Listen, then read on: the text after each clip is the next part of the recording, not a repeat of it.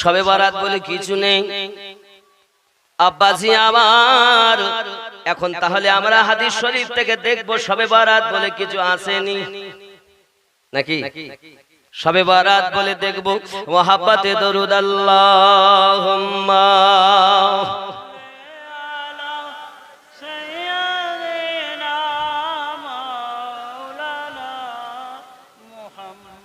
وعلى آل سيدنا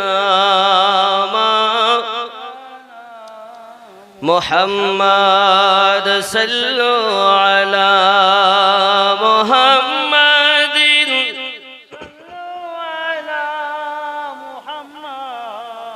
हर दम ज़बान से निकालो पाक।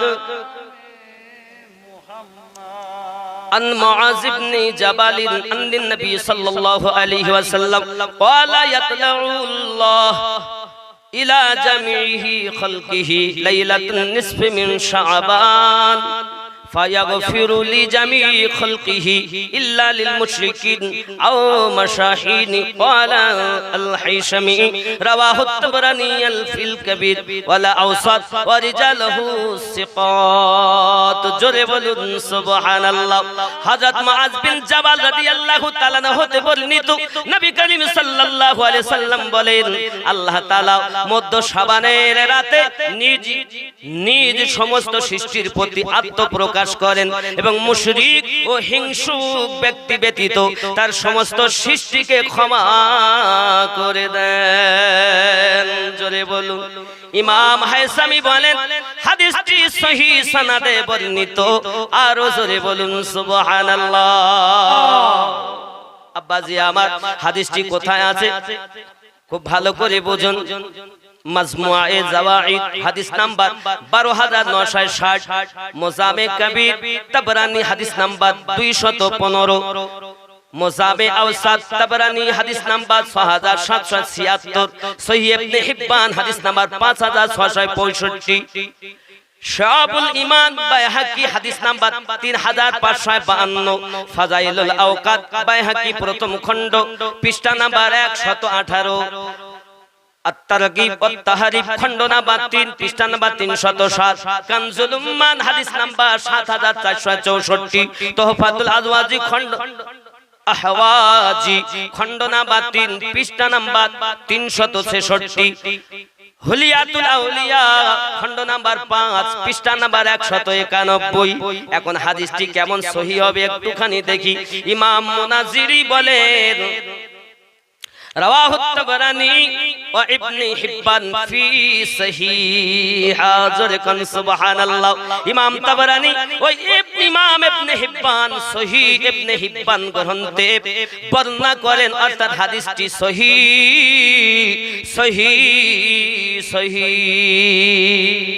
সুবহানাল্লাহ। এরা খুঁজে পাচ্ছে না, একটু কচু শাক খাবা চোখের জ্যোতি ফিরবে। কচু শাক খেলে চোখের জ্যোতি ফিরবে বাবা। আব্বাজি আমার হাদিসটি ইমাম তাবরানী মুআজ্জামে কবিরের মধ্যে আপনার কিনা মুআজ্জামে আওসাত গ্রন্থে বর্ণনা করেন। উভয় গ্রন্থে হাদিসের সনদ সহিহ। ইমাম জুরকানি শারহুল জুরকানি আলাল মাওয়াহিদ গ্রন্থে বলেন فإن حديث معاذ هذا حسن। নিশ্চয় হযরত মুআয রাদিয়াল্লাহু তাআলা এই হাদিসটি হাসান বলেছেন। আরো জোরে বলুন। বাবা ওয়াহাবিদের বড় একজন তাহকিককারী, ওয়াহাবি লামজাবি বুকে হাত বেঁধে নামাজ পড়ে যারা, এদের একজন বড় গুরুদেব, তার নাম হলো নাসিরউদ্দিন আলবানী। তার একটি কিতাব সহিহুত তারগীব, সেই তারগীবের মধ্যে বলেন হাসানুন সহিহ, এই হাদিসটি হলো সহিহ। সুবহানাল্লাহ। ওয়াহাবিরা পর্যন্ত হাদিসটি সহিহ বলেছে। এ বাবা আমি আমিনউদ্দিন সহিহ বললে তো হবে না, পূর্বেশ্বরী ইমামগণ কি বলছেন হাদিসের ইমাম, এদের দ্বারাতে সনদ দিতে হবে। জোরে বলে। এরা খুঁজেই পাচ্ছে না। এইরূপ ভাবে বহু হাদিসে আমার নবী সাল্লাল্লাহু আলাইহি ওয়াসাল্লাম বলেছেন। আরো কি বলেছেন দেখুন। আন কাসির ইবনে মাদরাতুল হাদরি من أن النبي صلى الله عليه وسلم قال في ليلة النصف من شعبان يغفر الله عز وجل لأهل الأرض إلا المشركين والمشاهين. رواه البيهقي في شعب الإيمان وقال مرسلا. جد جركن سبحان الله. حضرت কাসির বীর মুদ্রা হযরমি রাদিয়াল্লাহু তাআলা আনহু হতে বর্ণিত নবী করিম সাল্লাল্লাহু আলাইহি ওয়াসাল্লাম ইরশাদ করেন, আল্লাহ তাআলা মধ্য শাবান শবে বরাতের রাতে মুশরিক ও হিংসুক ব্যতীত সমস্ত পৃথিবীবাসীকে ক্ষমা করে দেন। সুবহানাল্লাহ।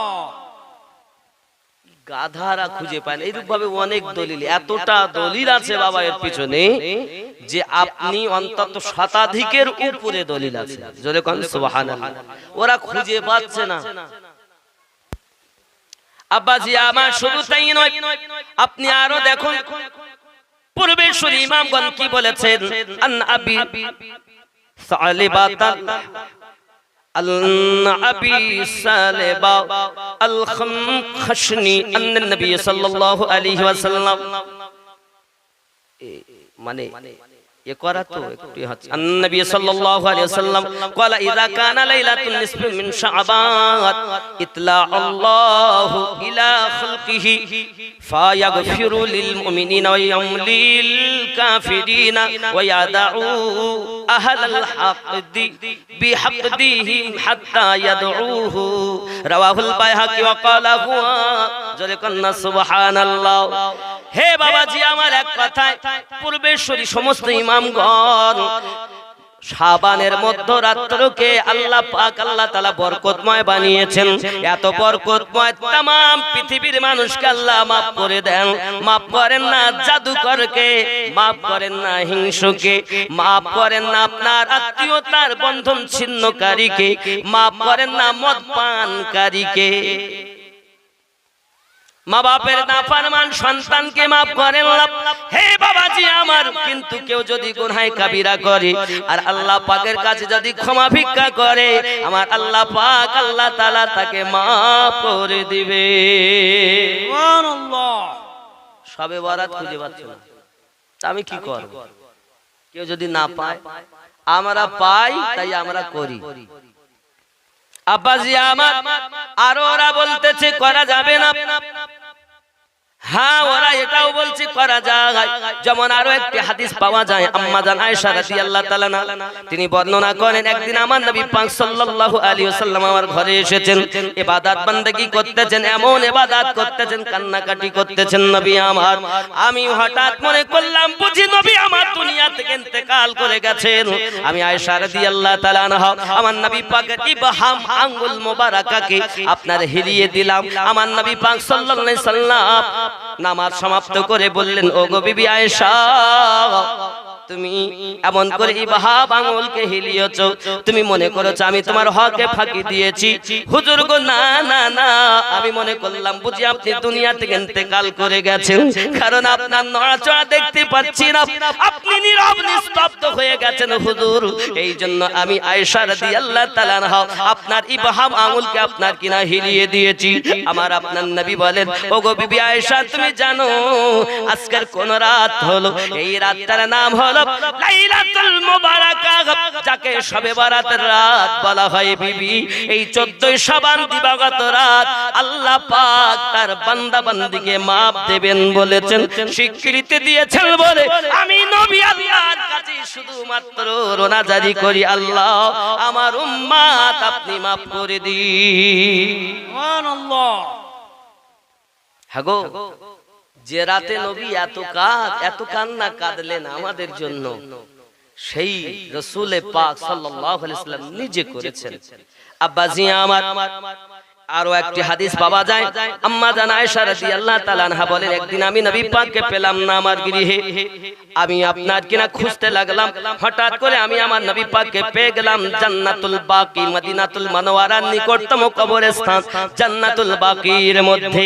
এমন সমাধি আমি নবী পাকের সঙ্গে দোয়াতে শামিল হয়ে গেলাম, কারণ আমার আপনার নবী ওই আপনার 14 শাবান দিবাগত রাতে জান্নাতুল বাকির কবরস্থানের মধ্যে ঢুকে ঢুকে সমস্ত উম্মাতানের জন্য দোয়া চাচ্ছেন। জোরে বলুন সুবহানাল্লাহ। এখন এইখানে দেওবন্দি ওয়াহাবিরা বলে একা একা যাও, সবাইকে নিয়ে যাওয়া যাবে না। ওরা বলতেছে বেদাত বেদাত বেদাত, এই বলতে না। হ্যাঁ বন্ধুরে, ওরা বলতে চায় আমার নবী পাক একা গেছেন, তুমি লোক ডেকে নিয়ে যাওয়া কেন? ওরা বলে বেদাত। আমি আরো আপনাদেরকে দলিল দেব, জিয়ারাতের প্রসঙ্গে সাহাবী রাসূল করেছেন কিনা। ওরা তো জিয়ারাতকে মানতেই চায় না বাবা। সোনামানিক আমার পৃথিবীর জমিনে তারা বলতে চায় বেদাত। বেদাত মানে নতুন আবিষ্কৃত। আচ্ছা মাইকে ওয়াজ করছি, এটা কি বেদাত না ভালো? বেদাত, কিন্তু এটা ভালো বেদাত নাকি? এটা ভালো বেদাত। টেনে চাপা কি বলছেন নবী পাক যা করেছেন তার বেশি করা যাবে না। তার মানে ও মনে হয় সাইকেল চালায় না, মোটর সাইকেলও চালায় না, এখনকার সময় জামা গায়েও দেয় না। বাবা তখনকার সময় এই খতমে বুখারী হতো না, তোমরা করো কেন? এটাও তো বেদাত। খতমে বুখারী হয় না? এত বড় গাধা যে নবী পাক যা করেছেন তার বাড়তি করে না, তা তুমি করো কেন গো? তোমায় কোন হাদিসে পেয়েছো যে খতমে বুখারী করতে? তুমি হাদিস থেকে দেখাও খতমে বুখারী হবে। বুখারীর তো জন্মই হয়নি তখন, ঠিক কি না বলেন বাপজি আমার? কোরআন শরীফের জিলদ লাগানো হয় তখন ছিল না, কিন্তু আমরাও জানি এটা বেদাত, কিন্তু ভালো ভালো বেদাত, নেকির কাজ। জিয়ারত করি আমরা, আর এক ভাইকে সাথে করে নিয়ে যাই, আব্বাকে নিয়ে যাই, চাচাকে নিয়ে যাই, দাদুকে নিয়ে যাই। এই কারণে কবর জিয়ারত বেশি বেশি করে আমার নবী পাক করতে বলেছেন। কবর জিয়ারত করলে মনের পরিবর্তন ঘটে যায়। আর পৃথিবীর জমিনে যারা কবর জিয়ারত করে তারা মুস্তাহাব সওয়াবের অধিকারী হয়। আল্লাহ পাক আল্লাহ তাআলা তার দোয়া যদি কবুল করে, মৃত ব্যক্তি কবরে আযাব থেকে নিজাত পেয়ে যায়। জিয়ারত করা খারাপ কাজ? কথা বলেন না, এদের কাছে খারাপ।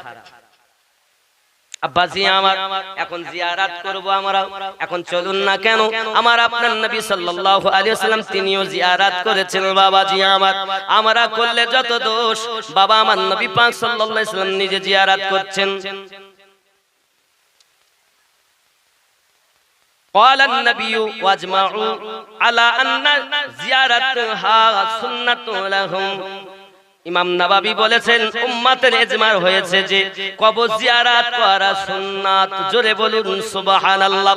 ইমাম জালালউদ্দিন সিউতির কথা বলছি, যিনি ইমাম জালালউদ্দিন সিউতি রাহমাতুল্লাহ আলাইহি ৭৫ বারের বেশি আমার নবীকে দিদার করেছে।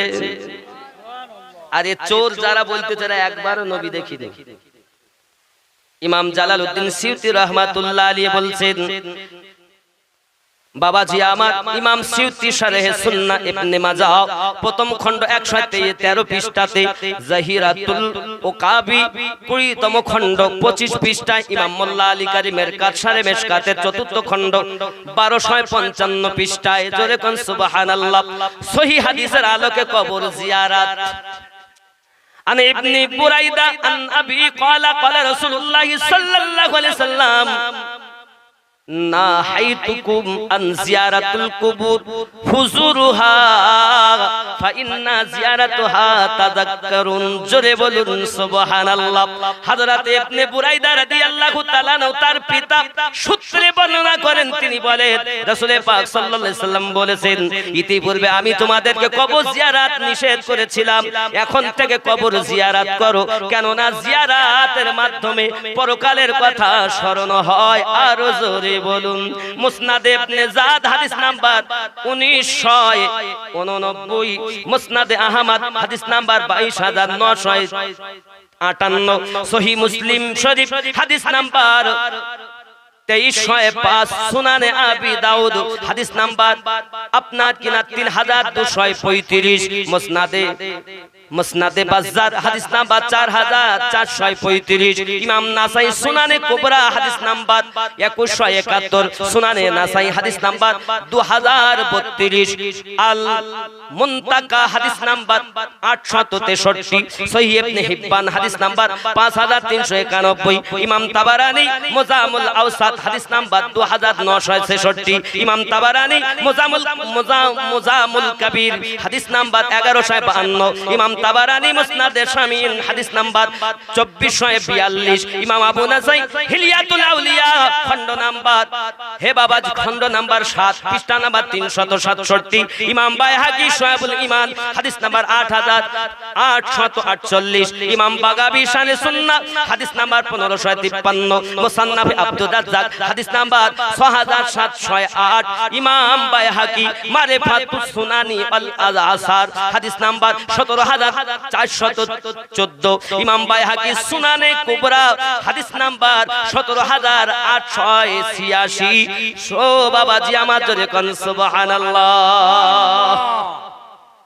ফুজুরুহা তোমরা করো, এই ফুজুরুহা এতটা বর্ণনায় নবী পাক বলেন আমি আগে জিয়ারত করতে মানা করেছিলাম, এখন সবাইকে বলছি তোমরা ফুজুরুহা সবাই জিয়ারত করো। আর ওরা কানা খুঁজে পাচ্ছে না, একা একা যাও। এই রূপ ভাবে বহু দলিল আছে। আমার রাসূল নিজে তার আব্বা জানের রওজা জিয়ারত করতে গিয়ে আম্মা জানকে হারিয়েছেন। অনেকবার আমার দরুদি নবী আব্বা আম্মা রওজা জিয়ারত করতে গেছে। সুবহানাল্লাহ। তাহলে জিয়ারত করা আমরা এটা এইজন্য যাও সুন্নাত, আর সবাই মিলে যাওয়া মুস্তাহাব। আরো জোরে বলে সুবহানাল্লাহ, আরো জোরে বলে সুবহানাল্লাহ। তাহলে যারা মুস্তাহাব ভালো কাজ থেকে আমাদেরকে বাধা দেয়, এরা কোন দলের মানুষ হবে আপনি নিজেই হিসাব করুন। কথা বুঝতে বহু বাবা বহু প্রমাণ। বিগত দিনে কেউ একজন বলেছে কোন একজন মৌলবি শবে বরাত নাই, তো কানা কচু শাক খেলে খুঁজে পাবে, ওকে খুব অচিরেই ইনশাআল্লাহ তাআলা ধরা হবে। হয় বুঝিয়ে দাও নইলে বুঝে যাও, ঠিক কি না বলে এ বাবাজি আমার। তারপরে কি অনেক কথা। আমার নবী পাক সাল্লাল্লাহু আলাইহি সাল্লাম কে আল্লাহ পাক গায়েবের খবর দেননি, বলছে না? এই কত বড় পাগল বাবা। গায়েব দুই ভাগে বিভক্ত, এক হলো নিজস্ব জ্ঞান আর একটা প্রদান করা জ্ঞান। আপনারা হয়তো মনে করবেন হুজুর এর সব বলতেছেন কেন, আমরা সাধারণ কি বুঝি। আজ এই ইউটিউবের যুগ, হে বাবা আমার এই কথা তামাম দুনিয়া হতে পারে কি না? কথা বলেন। আমরা তো সুন্নি নাকি না আমরা ওয়াহাবি? তাহলে আমরা যদি সুন্নি হই তো সুন্নির কথা আমরা বলবো, ওয়াহাবির কথা আমরা বলবো কেন? ওয়াহাবিকে তো আমরা দলই গণ্য করি না। এজন্য একটা মশলা বলে দিই, রাগ করছেন আমার কথায়? আমি ইনশাআল্লাহ তাআলা আপনাদেরকে একটা ছোট করে একটা জীবনের দিকে এগিয়ে যাব, কিন্তু আর 10টা মিনিট সময় দেন। আমি গায়েবটা একটু অদৃশ্যের জ্ঞানটা একটুখানি পরিষ্কার করে নিই, ঘটনাটা বলবো। রাগ হচ্ছে আমার কথায়? একটি লোক নামাজ পড়তে এসেছে, আর এদিকে মসজিদে আপনারা মনে করেন মঙ্গলাটি মসজিদে জামাত চলছে, আমাদের মাওলানা হাসানুজ্জামান দাদা আমার নামাজ পড়াচ্ছেন। এখন আপনাদের উজুখানা আছে, আর মনে করেন আমি গেছি নামাজ পড়তে।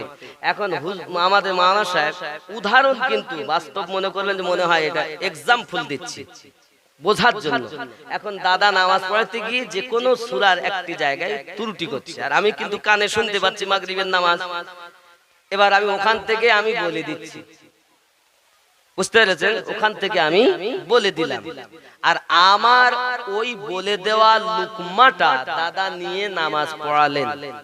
নামাজ হবে না হবে না? কথা বলেন না কেন? উনি ভুল করছিলেন, আমি উজুখানা থেকে বলে দিলাম যে এই, আর উনি সেটাই বলে আবার ওটা সম্পূর্ণ করলেন। নামাজ হবে কি হবে না? কথা বলেন হবে না। আপনি হয়তো এবার বলবেন কেন হুজুর হবে না? ভুলকে ঠিক করে দিলেন তাও হবে না। এই কারণে হবে না যে আমি জামাতের বাইরে, আমি কিসের বাইরে? জোরে বলুন, আমি কিসের বাইরে? জামাতের বাইরে। জামাতের ভিতর থেকে যদি কেউ লুকমা দেয় আর সেই লুকমাটা যদি নেয় তাহলে হবে।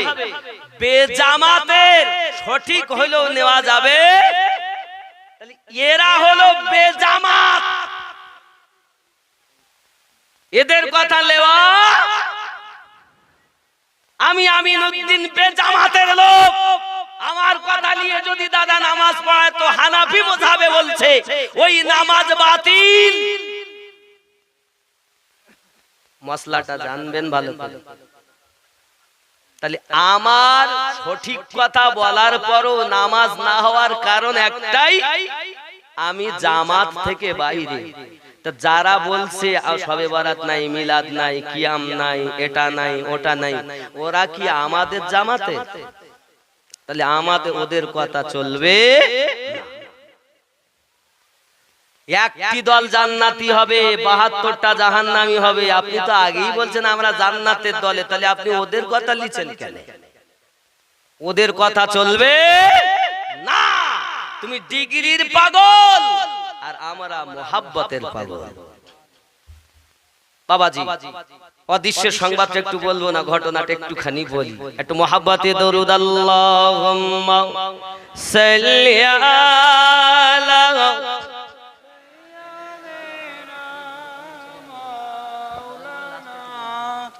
ওয়া আলা আলি সাইয়্যিদিনা মাওলানা